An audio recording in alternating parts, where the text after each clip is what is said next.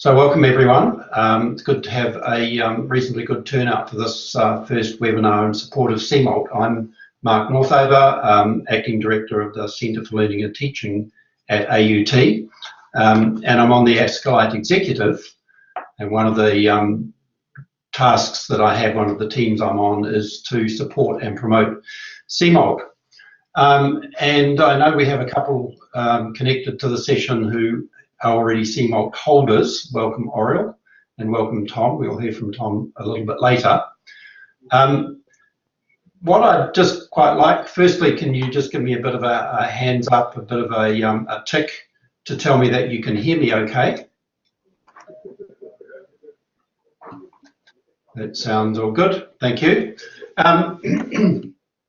So my intention of today's webinar was to start a series of support conference calls. We've been looking at CMALT submissions for a while, and what seems to me within my team anyway is that there's actually quite a barrier for people to make much headway. And I know we've got a number of people within region, within Australasia, who have completed, but I also know that there's a number of people who have started with all the right intentions and just are finding it difficult to make headway. So what I had intended was to present a couple of models of support where we can suggest ways of getting people better mentored, supported, structure along the way to get that submission completed. Now the plan was to first of all present from David Watson, who works at Hong Kong Polytechnic University, but unfortunately at the last moment David has emailed in saying he can't attend because he has a sick family, and I have to acknowledge that probably family comes first. So what I have done instead is to take on a suggestion or take on the option that I try to present as much as I can on David's behalf. And then we'll ask Tom Cochrane to present and describe the way that he has supported a number of CMALT completions through a community of practice and through a structured and as well. At the end, of course, we will have plenty of time for Q&A. And what I'm hoping is that this becomes a first in a series of webinars really that are just intended to support and mentor people through to completion. So before I make a start on that, what I'd just quite like to understand is so currently we have 9 participants in total. I know that Tom has completed and I know that Oriel has completed. Has anybody else completed, or is anybody else basically virtually complete? I thought Tom Worthington, you might have completed. I haven't had a look.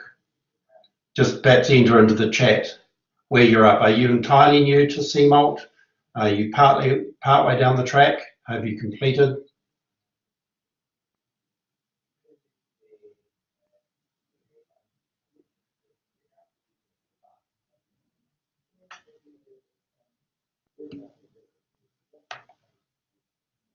Okay, thanks, Sue.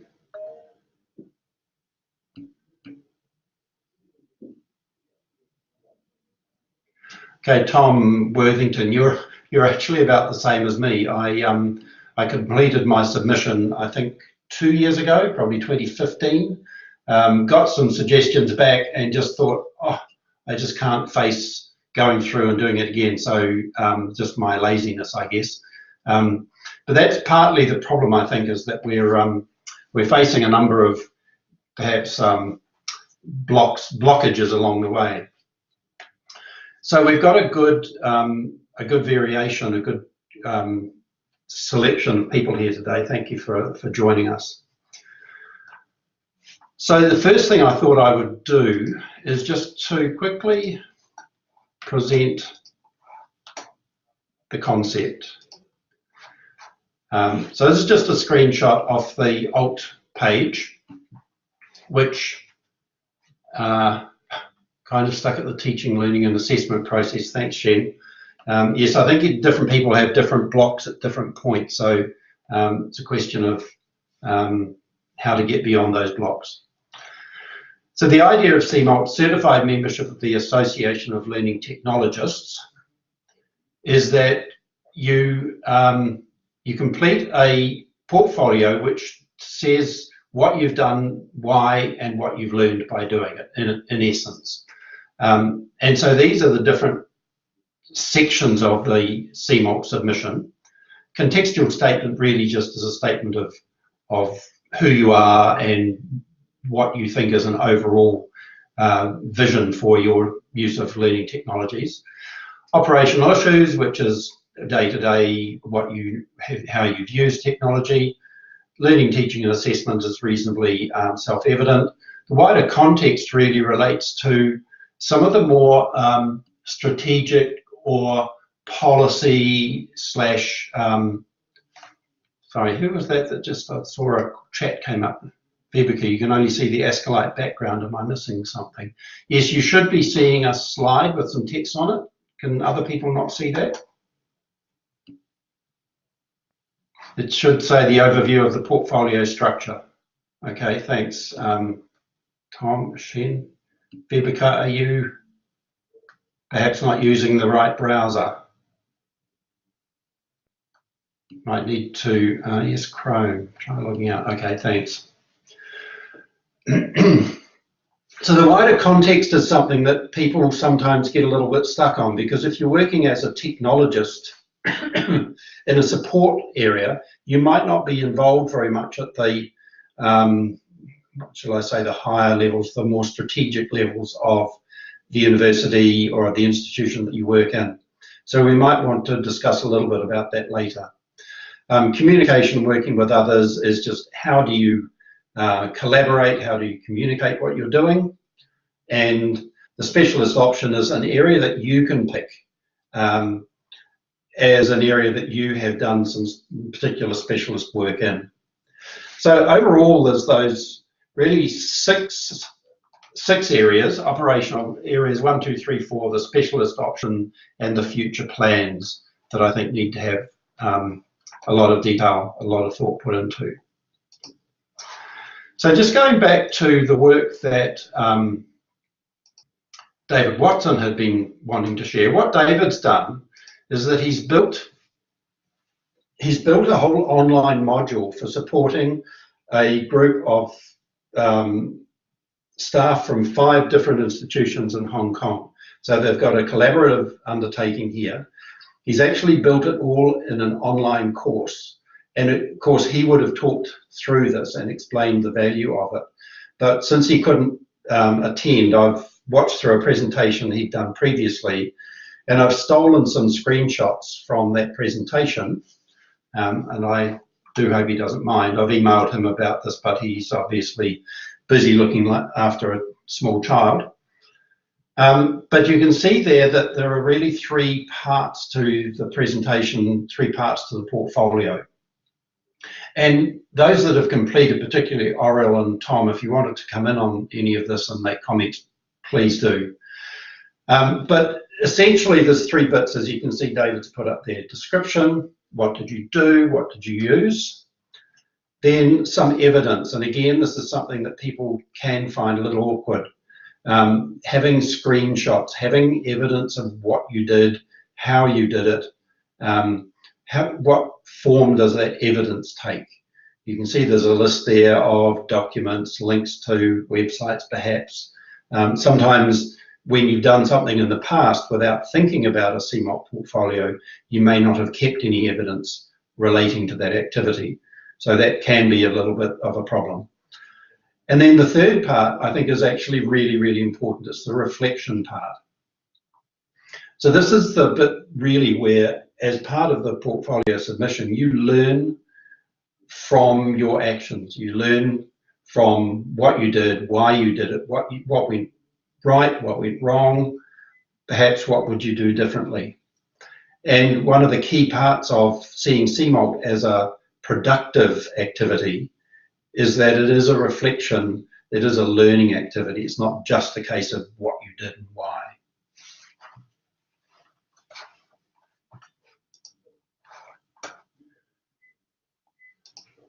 So as part of that support module, what David has done, and I don't know if that's come out well enough for you to see and be able to read that, is an online course. He's actually used Blackboard's open courseware tool called Course Sites, so that it can be shared across the 5 institutions in Hong Kong, but basically broken it down into those 5 component parts: an introduction, some resources and some instruction on the design and structure of the portfolio, some areas of development or some time and support for development and implementation, and then you'll see he's got in there 2 points for mentor feedback. So he, and as he admitted in the presentation that I watched, at the time of putting this together, he was the only mentor, but was hoping to build on that this year. So I haven't caught up with how it's been going this year, but certainly those mentor points are just, it's not really a full portfolio evaluation opportunity. It's just an opportunity to check in with a mentor, see how it's going, and to get some feedback on the process. So Tom, sorry, something that I've had to do a reflective on education. Would you like to expand a little bit more on that? Took 7 months of hard work. Okay, so having a mentor worked really well. Tom, did you want to come in with your microphone and make comment on that? Well, let's see if it works first. Can you hear me? Yes, I can. Excellent. Yes, I attempted both a couple of different of these certification schemes based in the UK and had terrible problems with them. I then, when I was doing a master's, for that you had to do a reflective e-portfolio, and what helped was having the mentor and also having other students. So we would write a bit and then give it to some other students who would then comment on my work, I would comment on theirs, and I actually found that part of the process also helped a lot. And in reading other people's portfolios, you realized yours wasn't in the first person and you were missing all things you thought were obvious. So I'd suggest that is also a useful technique, having peers. Sure, thanks. And it speaks to the whole place of peer review, doesn't it, as an assessment activity within, if I dare say, normal teaching, where the value of peer review is in reading other people's work and learning from that as well. And I think Tom Cochrane will be talking a lot about community of practice and the place of having mentors and fellow and around you to support that. And I think if just one more comment was the difficulty of someone who sees themselves as an expert in technology and learning, putting themselves in the role of a student and having to jump through hoops and apply for things. It can be hard to admit you don't know these things and you need to take advice from a mentor and learn what to do. I take your point totally, because although I certainly would never put myself out as an expert, I'm certainly mature. And so having been in this sort of area for many, many years, it is actually, you have to step back a bit, I think, and look at what you've been doing and why, and perhaps looking at it from a bit of an external view to do that reflection. Thanks for that comment.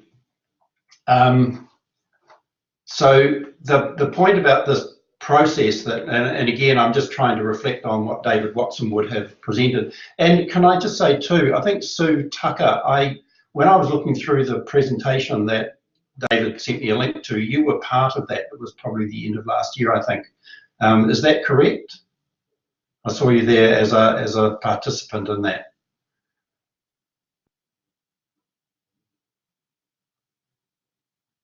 So I don't know if you want to just type in a Answer, yes, part of the old conference, that's true, it was. So if you've got any comments to make on this presentation from David from perhaps a more first-hand experience, please jump in, just in case I've got something a little bit off beam. So going back to the process, you'll see that he had those 5 process points with a couple of mentor reflection opportunities. We then go to my next screenshot is this one. So this is a slide he's got about the principles of the portfolio. So really this is some of the key points that he wants participants or applicants to keep in mind. Demonstrate how you explore, research and investigate the correlation between technology and learning.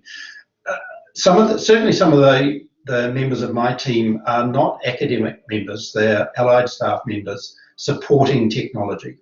And initially I've had some comments about, well, how do I answer that? I'm not a teacher. But the point is that so many people working in this field are supporting teaching and learning, and they're thinking just as much about the teaching and learning process as the academic themselves. So I think you are definitely putting in a learning and teaching perspective over what you're doing. The second point I think is really important as well. How do you keep up to date with new technologies? This is always an issue that we face with technology enhanced learning, I think, is expecting our academics to be fluent with technology when they don't actually use that technology themselves. And part of the updating of technology is to become fluent, is to become an everyday user of that technology. And some documentation, document how you work with and learn from colleagues, and how do you disseminate your knowledge. So that last bit is about the communication. How do you communicate and how do you keep up to date?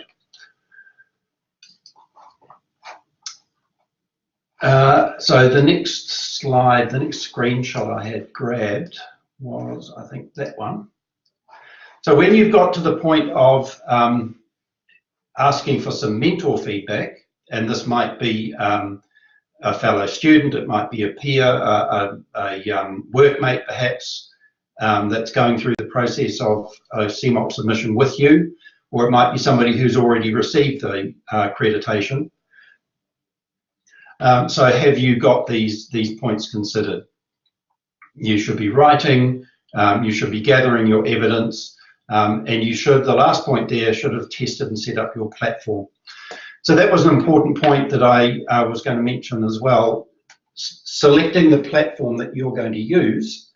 The CMALT process is quite good in that it will actually accept just about any format that you want to present.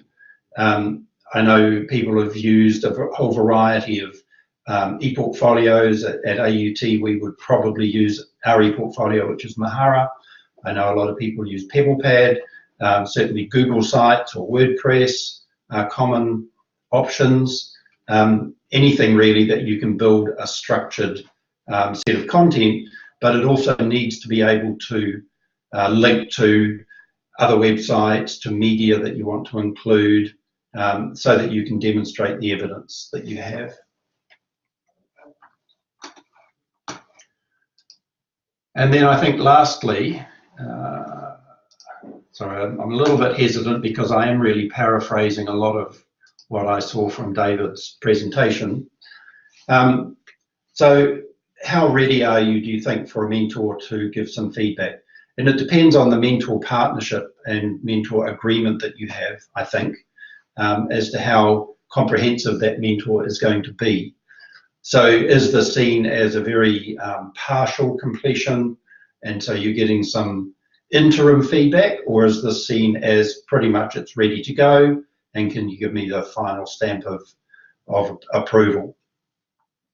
I think that's the reason why David had 2 mentor points in his process, so you could have one that was partway through, I think I'm on the right track, let me know if you think I'm presenting this correctly, or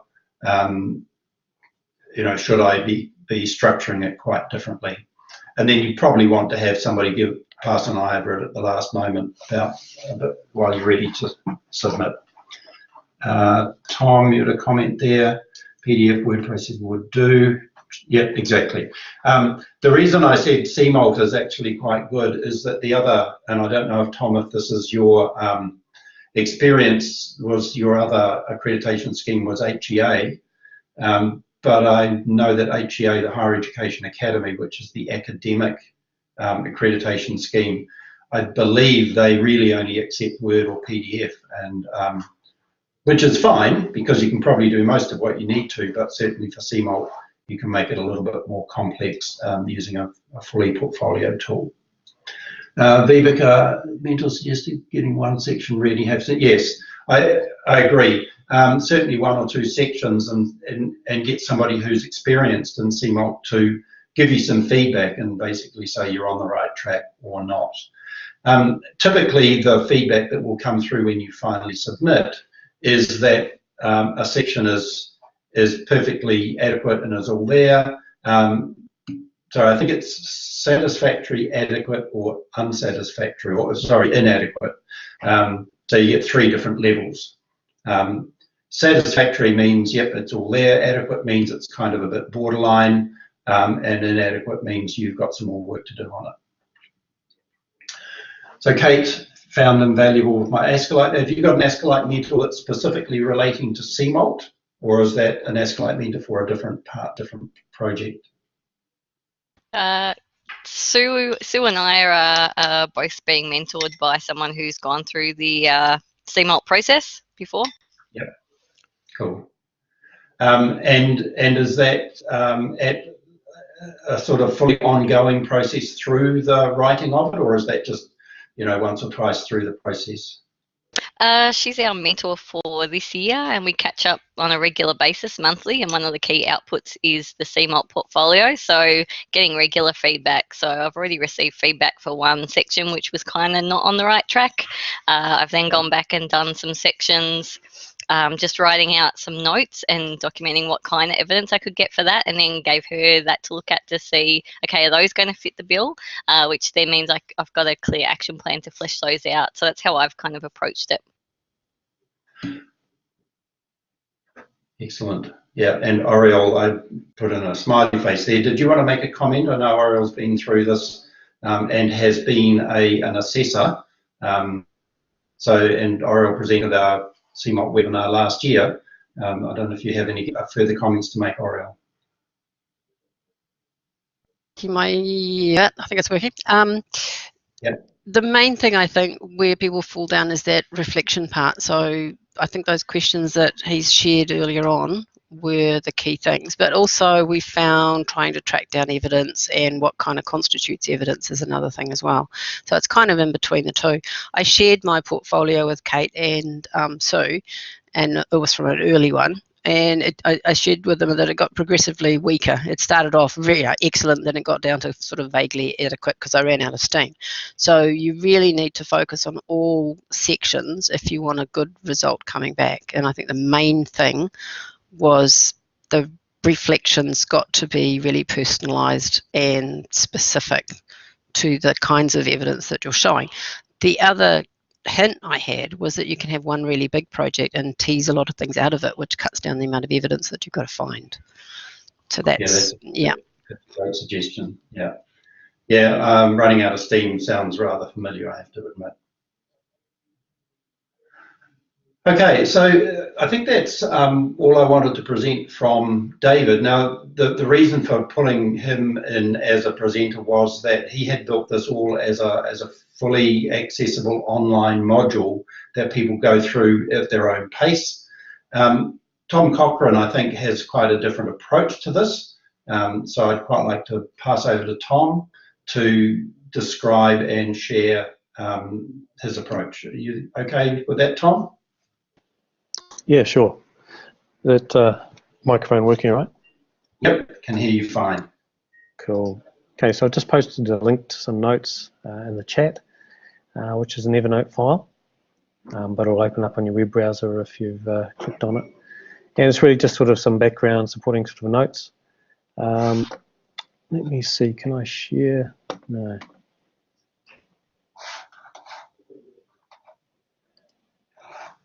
So perhaps if you want to click on that link, it should open that page up.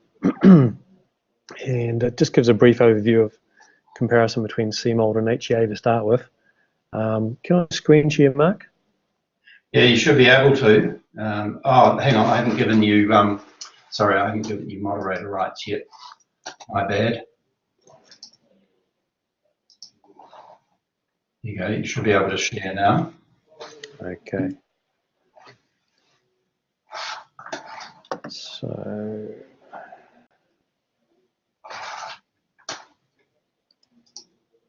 You'll just be able to share application and share your browser tab.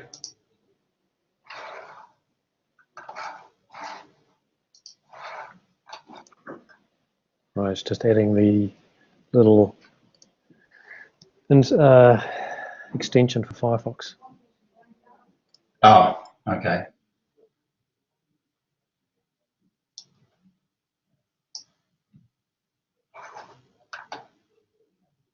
Would you like me to see if I can share it?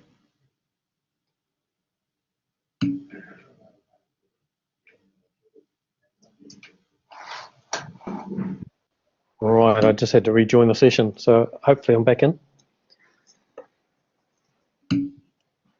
Let's try sharing the screen now. Oh, you'll have to give me moderator rights again, Mark. Drop me out. Sorry, yeah, you dropped out. Yeah, beg your pardon.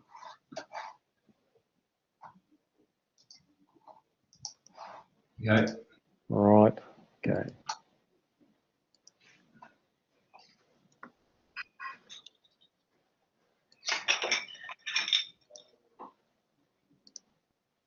Okay, should be sharing screen.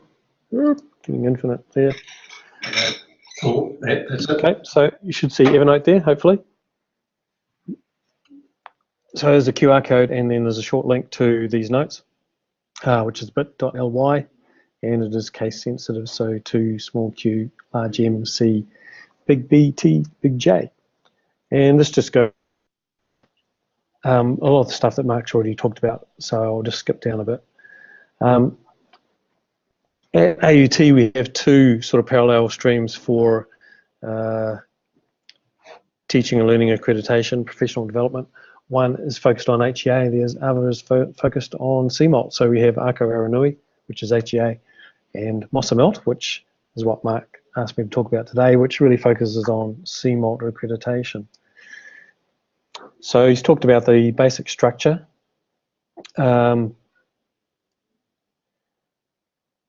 There is a list of Australasian CMALT holders, which is quite interesting to have a quick look at if I just open that. And the key thing I think here is that there's actually not that many people. So it just sort of shows perhaps that it's only really just starting to gain ground in Australia and New Zealand. And out of the 12 people that are currently listed there, there's 6 that are in New Zealand. So it's quite a nice percentage. And 4 of them are from AUT.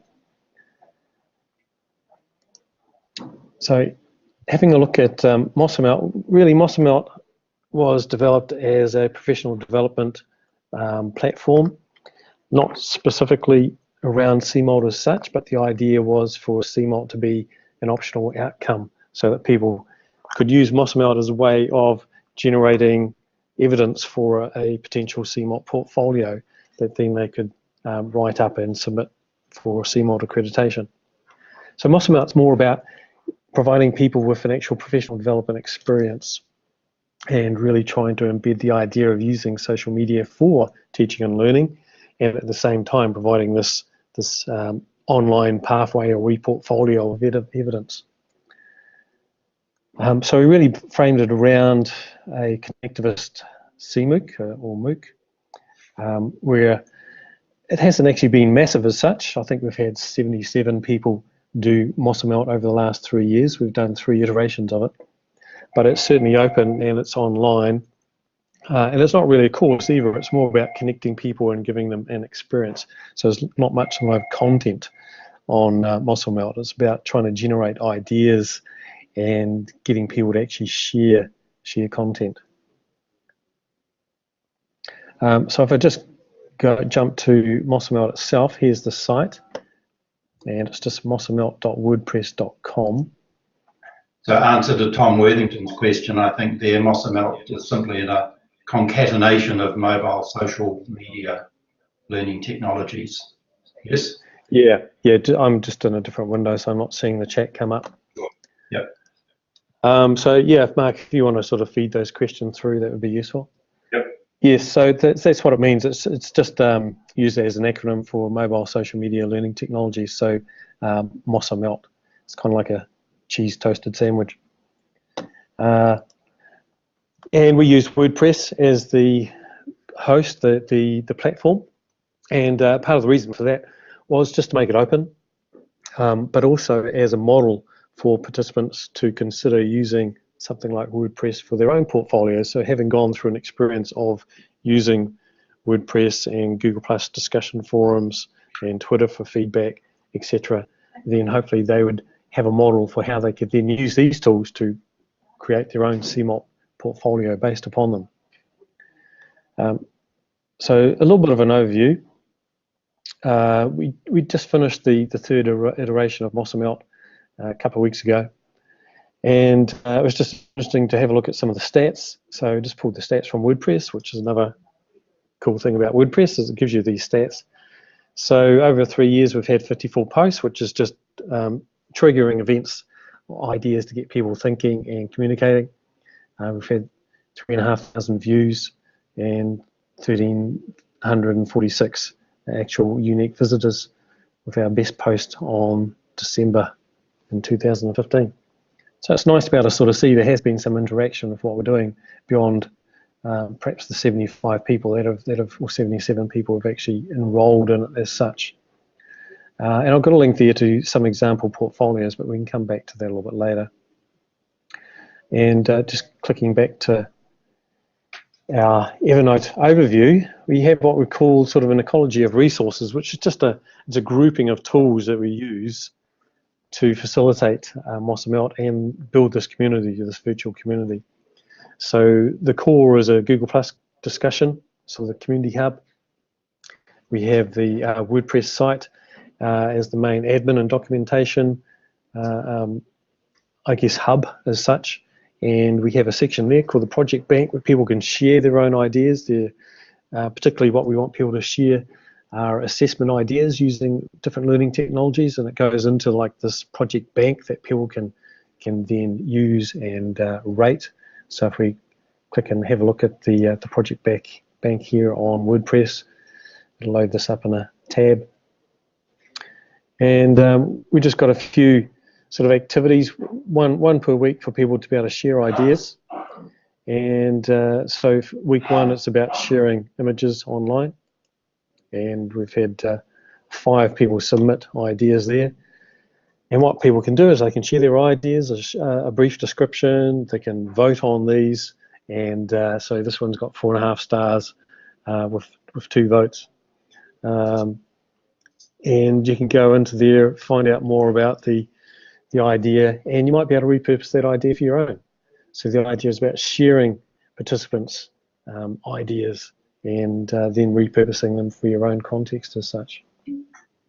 So that's part of what we do with MossaMelt. The other core tools are Twitter for communication. So we use a hashtag, #MossaMelt. So if you do a Twitter search on #MossaMelt, you'll see all the background activity that's been going on with it over the last few years. We also use Google Plus Hangouts to facilitate webinars, guest speakers, etc. And we use a social media hashtag, so that's #MossaMelt for any social media that people post that's appropriate for MossaMelt. So in the past we've done Vine videos, YouTube videos, etc. And by getting people into the habit of doing that, then they can curate their content and make it easier to find. So MossaMelt really is kind of like this engagement over a number of weeks, and the first iteration we broke it down into 24 weeks, and we did find that was probably a little bit too much. We had the most engagement over the first 6 weeks, so we've now sort of narrowed the main engagement down to 6 weeks, where it's about establishing the community, collaboration, and ideas for creating an e-portfolio. And then we've broken up what we had as the second 6 weeks more into ideas around exploring. And we've just finished our third lot of 12 weeks. So these are like triggering events around ideas, in particular mobile video sharing, etc. So bringing in that element of mobile technologies as a core. And then finally, we had 12 weeks in the initial setup around focusing on CMALT, developing your profile, your portfolio, breaking it up into the constituent parts, and then also giving people the opportunity to share assessment activities that could become evidence for your CMALT portfolios as well, because that's a big part about it is, do you know how to do an assessment using learning technologies? Do you know how to create a rubric to mark them, etc., etc. So providing evidence to those is quite critical. So the idea around these weeks within MOSMELT was to give people an activity to try that. So, with most MOOCs, they are short and around 6 weeks. So we've pared it down to really focus on those 6 weeks, and then the other weeks are more open for people. If they want to do that, they can follow along. And the CMALT part has more become just a structure for people to follow rather than an actual facilitated part of the CMOOC itself. So what we're going to be doing with our fourth iteration is really focusing on the CMALT side of stuff and basically redoing a CMOOC that really just focuses on 6 weeks around CMALT portfolio production. So that'll be, I guess, in essence, sort of MOSMELT version 2, but we're going to call it the CMALT CMOOC rather than MOSMELT as such. So it will be something separate, and MOSMELT can go alongside that parallel, and hopefully the two will feed into each other. So that's sort of the lightning overview of it. I guess... I just see Tanya, you've got your hand up. Did you want to pop in and say something?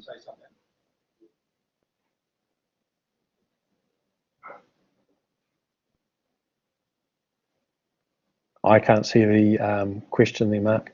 Okay, it's just the raised hand, and I'm not sure if that's a definite or a... And Tanya has her hand up. Yeah. And maybe Tanya didn't actually want to say something at all. Oh, that's all right. That's all right. Okay, good. So I think probably the one thing to point people towards would be some examples. So we've got 4 examples of CMALT portfolios from AUT there, and these are all open, and all these people are happy to share them. So Matthew Gernbert is one example there.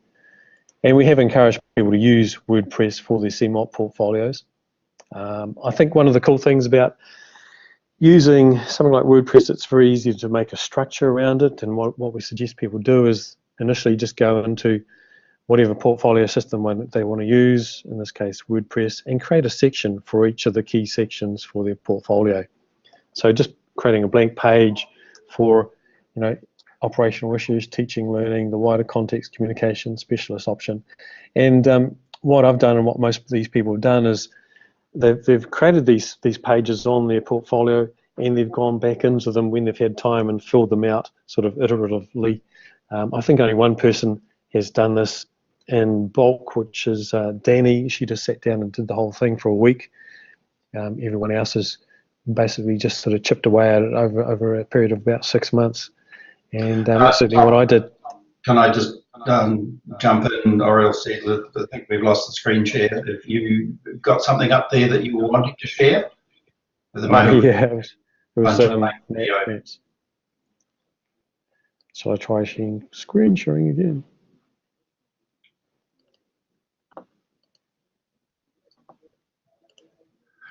I think you had links to those through the Evernote notes anyway, didn't you? Yeah, I did. Yeah, those as required. Yeah, sure. That's good. Okay. Unfortunately, when you're sharing your whole screen, you can't see the Collaborate session at the same time. So that's Matt's portfolio there. Yep. It's a comment I was going to make about the MOSMELT approach is that it's about more than simply preparing a CMALT portfolio. It's about learning some aspect of a technology on the way through. So That's the right, yeah. most mobile social media, learning WordPress, it's all part of learning a technology as part of preparing a CMALT. That's right. So the CMALT portfolio is a potential outcome, but not necessary as such. And this is the Google Plus discussion where if facilitates discussion and sharing of content around the community itself. And we have various links to our ecology of resources. You can see down the left-hand side. We have our WordPress blog, which is our weekly activities. We have a tag board for basically curating the social media using the hashtag. We have a blog roll of all the participants. So as part of MOSMALT, we get people to sign up and they have to share a Twitter address, email address, and create a WordPress blog. And then we curate those into a blog roll. So hopefully people will post about their journey, their experiences, and other people will comment on it. And we also have a Google map, which people put themselves on so we can see where they are and where they're from. And you can see that we've done this for each year, and they're predominantly in Australia and New Zealand, but we have had some in Canada and another person in France. And it's just quite a nice way of giving a bit of a geographical location to where people are from. So that's the broad overview. Okay, thanks, Tom. That's good. That's useful. I think for me it was just a bit of an alternative view of creating a support structure and a program of mentoring and support. Anybody got any questions or comments for Tom on that model? Question there from Shen. Yeah, Tom, I think MOSMALT is open to anyone. I guess because we're trying to structure it around teaching and learning, the focus is on academic as such, but it is not necessarily limited to that.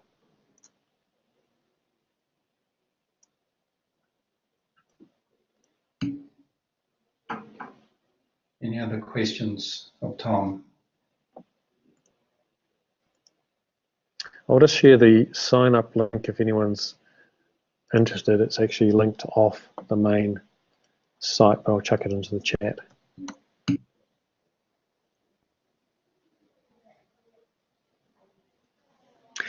We encourage people to make their content as public as possible. So just responding to Tom's question there. And the biggest benefit we see to that is really then you have this trail of evidence for your portfolio. If it's locked away in private, then you can't use it for that, unless you send someone password access. So I guess the key is around developing digital literacies and getting people to see what is appropriate and what's not to share. And that's a big key around using social media, particularly in teaching and learning. And it's certainly more and more the request I get from departments is how do we teach students digital literacy around the use of social media, because they post on Facebook their drunken parties on the weekend, and how do you deal with that when it gets all mixed up with their education stream as well. But the other benefit, of course, as an academic of having a public research portfolio is its way of generating interest around what you're doing, getting people to read what you've done, driving citations, because no one's going to cite your work unless they've read it, and they're not going to read it if they don't know about it. So the traditional model of hiding everything in subscription-based journals, is a thing of the past, really, and is particularly for new and emerging academics. You can take years to get a high citation rate, whereas if you're using social media to promote what you're doing, and this is some of the things we go through with MOSMALT, you can end up with a high altmetrics score, which is things like Twitter and YouTube and Facebook mentions, etc. And generally a high altmetric score will lead to a high citation rate 2 or 3 years down the line. All right, good. Any other comments or questions? I just wanted to go on to a couple more issues, but if you've got any more questions for Tom. So just another, sorry, somebody, yep. Yeah, I was just going to sort of mention about the assessment form. It's broken up into subsections for each of the core areas where your portfolio is basically done on a rubric as how it aligns with what people are after. And as you said before, you get a strong, acceptable or adequate or inadequate in each of those sections from 2 assessors, and then an average of that. Yeah, and then you've got, I think it's arbitrarily something like 6 weeks, is it, to respond to that? Yeah, I can't remember what the response time was. We've only had one person had to resubmit, or three of the other 4 went straight through. So just a couple of other comments I was going to make following on from that. There are 2 new developments from within CMALT, and I think it was Kate referred to one before, which is, I don't know how new this is, but the submission dates. They CMALT now have, is it 3 or 4 submission dates through the year. Previously, I think it was more of open submission.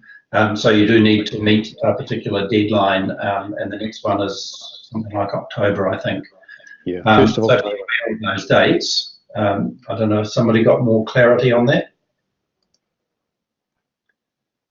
Yeah, it's the dates are on the ALT website, but it's the 1st of February, 1st of June, and 1st of October. Right. Okay. Thanks, Tom. And the other thing is that they're piloting. They're just rolling out the idea of having 3 different levels of CMALT. So there is an initial, almost like entry level CMALT, where you're reasonably much a beginning practitioner in technology, somebody with maybe only a couple of years experience working in this area. Then there's the standard CMALT membership and certification, and then there's what they call CMALT leader or leadership level. And I think they all require the same topics to be completed and submitted, but you're doing it at a different level. So for leadership, you're obviously fairly forward-thinking, front-running in some of these technologies. For beginner, you perhaps are reasonably modest in your levels of usage. So it'll be interesting to see how they come off. That's just something that's reasonably new. I don't know if anybody has any further knowledge or understanding of that. Oriel, did you look into that at all? No, I didn't look at it, and I'm not sure who makes the decision. Do you say, this is the one I'm going for and here's my evidence, or do you present the evidence and they say which one it's worthy of? Because it's not, I'm looking at the website now and I'm not, I know that's... Well, I think it's under development. I don't think they've really started. I think that's a very good question, and I don't think that's clear yet at all. I've put myself in there simply in a pilot application, and so I may get more information as that develops. Well, I'll pass it on because it's not very clear from what's on there. Yeah. So just that's a point of information really, is that there is this development of the different levels. So thanks, Sue, asking for volunteers to be part of the pilot. So if you're keen on that, go to the ALT website. I think using that link that Tom's put up there with the CMALT pathways, you can do the application for the pilot there. So that was really, I think, the purpose of this webinar was to present a couple of ideas on ways of structuring some support Anybody else got any suggestions or comments or questions you'd like to post? Well, there's been some quite good discussion already. I think part of the key is just trying to, not get overwhelmed by it. And, as I said before, the way I approached that was just to create all of the sections and then just chip away at them when I had time, and just to add to the whatever section was on my mind at the time. And I did the same in a sense. When I put mine together, I was using Mahara as a portfolio. I just made a page for each of the sections, and then really just populated pages as I thought about issues that would fit into a particular section. So I guess I approached it in a similar way. And I think just the key is keeping in your mind all the time for each section that reflection is the main thing that is being assessed. So even in each section, just having a heading reflection and doing, several hundred words on the reflection for each section.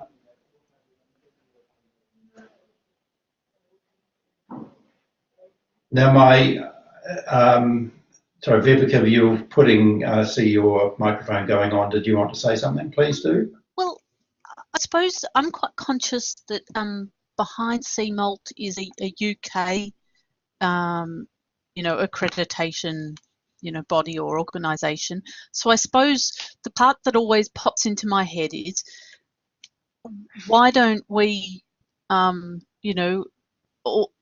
like as Australians, as Australia, create our own system, or at least, I mean, not now, but head towards it. It just seems unusual to me, with that higher ed fellowship and also CMALT, that it's UK based, and that when we could have an Australian based something.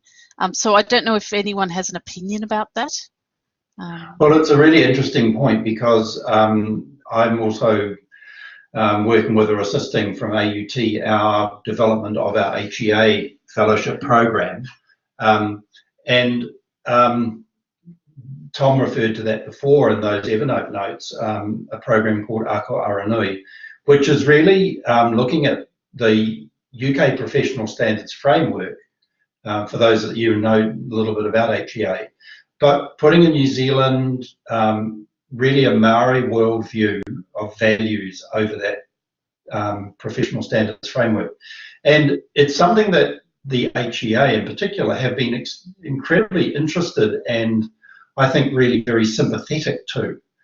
They said it was the first time that they had to sit back and think how very colonial of them to come out to this part of the world and constantly be talking about the UK PSF as if everybody should be simply going along with that. So I think we've, particularly with the HEA, we've started to make a little bit of inroads in an understanding and acknowledging that different parts of the world probably come at this from different angles. And we haven't tried to change the professional standards framework at all. It's simply putting a different worldview, a different lens over it, I suppose. So I think that's a really good point about CMALT as well. I guess fundamentally the technologies that we use are the same, but I do think that probably our understanding of how to apply it in a learning environment could well be quite different. I guess that's kind of what we tried to achieve with CMALT. Rather than get bogged down with the accreditation side of things, we've used the CMALT accreditation, but our pathway into that is our own unique pathway. I think what we also have to bear in mind too is that, and we're very wary of this with the HEA, is part of the value of an accreditation like this is its, I guess, global currency.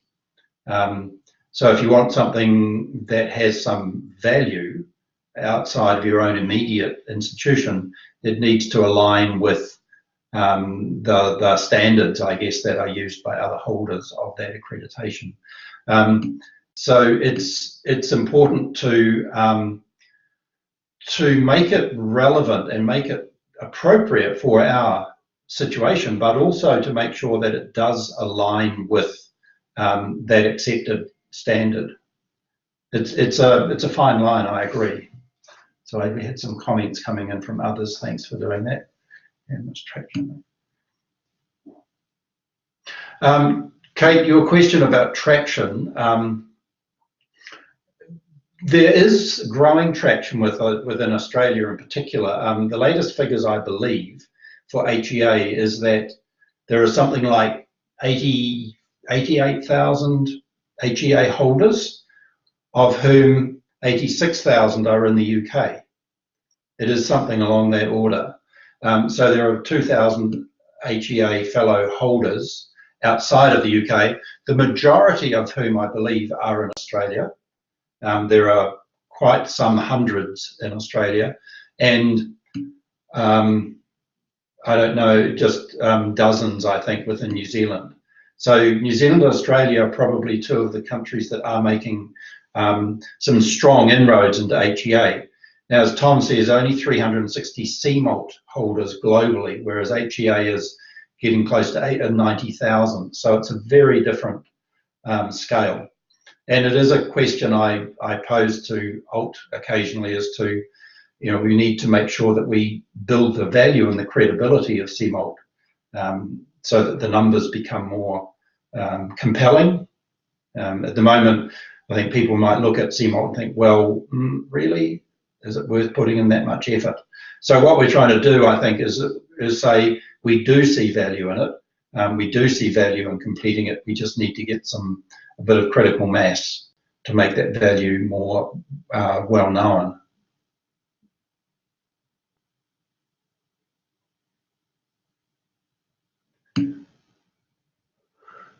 So I guess that's just my own 2 cents worth, and I know everybody will have a different view of that. Now, just to finish off, unless anybody has any last comments, but my intention with this webinar was to, good point, Tom. Yes, not that many people have such high levels LT skills. My intention with these webinars was to start offering a service whereby people start developing their portfolio. And we have a sort of a web-based mentor session where, and this may be a little bit confronting for people, but you submit a section or two to a group who will give you some feedback, but that feedback is done as a peer review type feedback within this webinar. So other people are welcome to join, to see your writing, and to learn from the comments that are made on that writing. So the idea of peer review, where everybody that joins the webinar is one of the peers. So I'd be interested to know whether people think that might be valuable, whether you think that might work. What it would require would be that somebody, either we point the finger at somebody or somebody volunteers and says, I will submit my section 1 or 2 or whatever for the webinar that's coming up in the next 2 weeks, and I will, accept the feedback on that in a sort of open session. I don't know if that might be a little bit public. Okay, I'm sure Vicar will be pleased to know that, Tom. Thank you. Sounds a bit scary, Shen. Yes. Well, that's what I'm wary of, that it might be scary, but I think everybody's really in the same boat, and I'm hoping that it would be seen as being a positive, supportive exercise rather than a critical and difficult exercise. Here at first, so one-to-one, we could have little breakout rooms, maybe. Well, maybe what I'll do is I'll just simply circulate some questions about that and get people's feedback. I'm wondering whether the lack of comment on this suggests that it is maybe not a popular approach, and you're just being too polite to say so. But I'll comment. I'll send out an email and see what people think.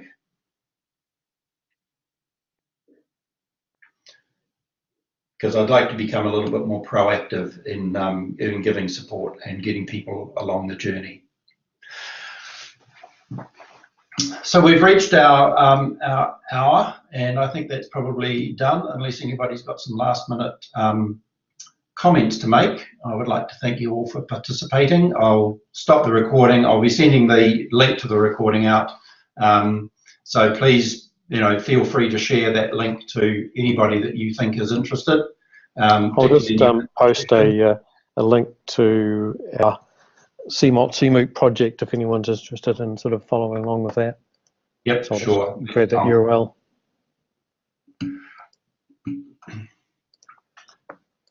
All right, so hopefully that was a worthwhile session, and we'll follow it up. Thank you all.